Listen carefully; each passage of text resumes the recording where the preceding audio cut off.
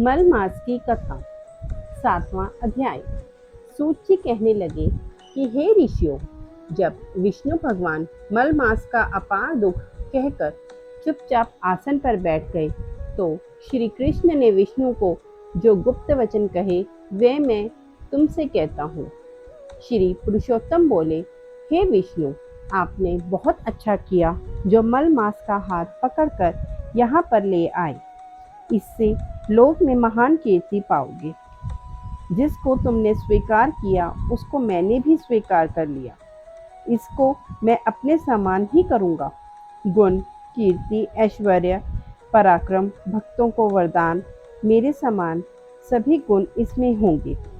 जैसे मैं लोक में प्रसिद्ध हूँ, वैसे ही यह भी पुरुषोत्तम नाम से विख्यात होगा। जो गुण मुझ में है वही मैंने इसको दिए। हे जनार्दन, तुम्हारी प्रसन्नता के लिए मैंने अपने सभी गुण इसको दे दिए।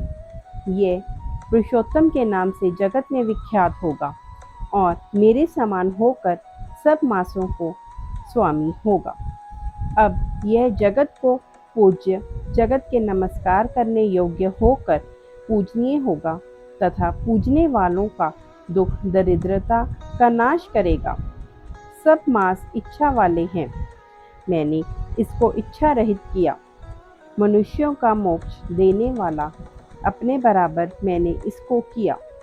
जो कोई इच्छा रहित या इच्छा वाला इसको पूजेगा, वह अपने किए कर्मों को भस्म करके निश्चय मुझको प्राप्त होगा।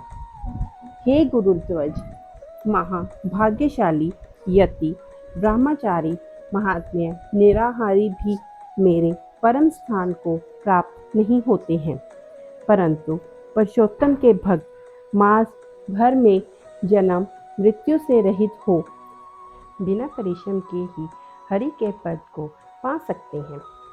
सब साधनों में श्रेष्ठ, सब काम और अर्थ का देने वाला यह पुरुषोत्तम मास स्वाध्याय योग्य है। जैसे हल से बोए हुए बीज करोड़ों गुना बढ़ते हैं, वैसे ही पुरुषोत्तम मास में किया हुआ पुण्य कोटि गुना बढ़ता है।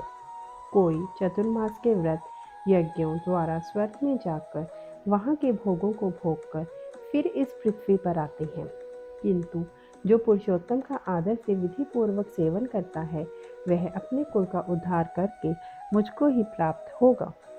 जो महाअज्ञानी मनुष्य इस मास में जप दान आदि नहीं करते और अच्छे कर्म नहीं करते, देव तीर्थ और ब्राह्मण से वैर करते हैं, वे दुष्ट भाग्य वाले दूसरे के भाग्य पर जीने वाले हैं।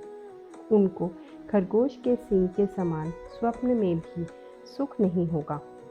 जब मूढ़ मनुष्य मेरे प्रिय मल मास का तिरस्कार करेंगे तथा जो धर्म का आचरण नहीं करेंगे, वे सदैव नरक के गामी होंगे।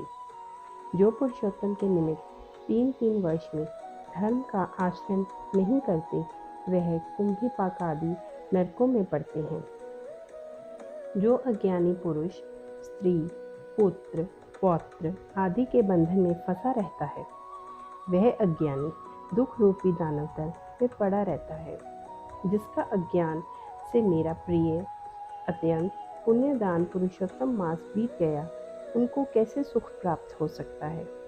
श्रेष्ठ भाग्यशाली जो स्त्रियां पुण्य, पुत्र, सुख सौभाग्य के लिए पुरुषोत्तम मास में स्नान, दान तथा पूजन करेंगी, उनको मैं सौभाग्य, संपत्ति, सुख एवं पुत्र दूंगा।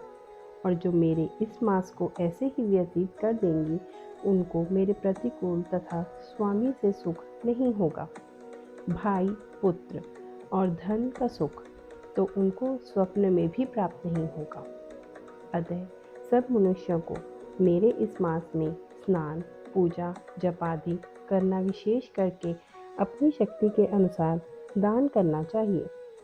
जिसने भक्ति तथा श्रद्धा से पुरुषोत्तम मास में मेरी पूजा की, वह धन और पुत्र का सुख भोग कर अंत में मेरे गौलोक में वास करेगा।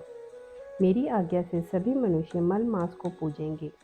मैंने सब मासों में उत्तम इसको किया है, इसलिए हे रमापते, तुम चिंता छोड़कर पुरुषोत्तम मास को लेकर बैकुंठ को जाओ। जय श्री हरि।